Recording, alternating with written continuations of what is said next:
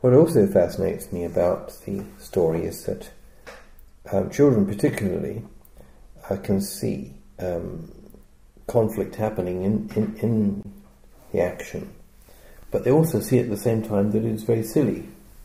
Well, they and have it could be a good perspective for them in terms of understanding what happens in life. It could be a good perspective for us, couldn't it? Yes.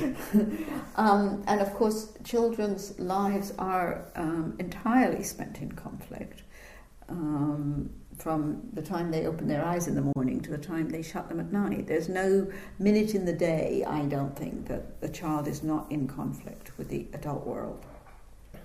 From the time they don't want to drink their milk or go to school or go feet first down the stairs instead of head first, whatever, they're in conflict with adults.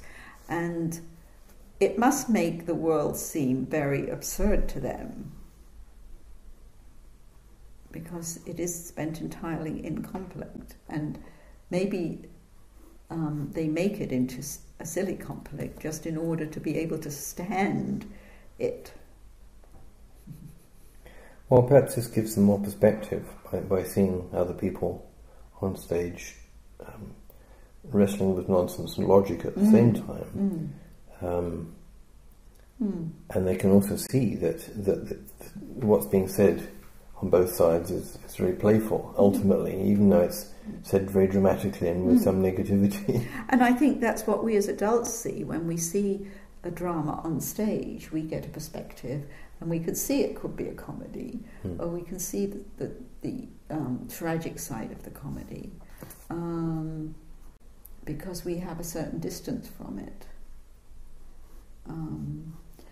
And children are able to make that leap and have distance and laugh at themselves as well as at the adults within the conflict, and that is an amazing thing to see and to experience.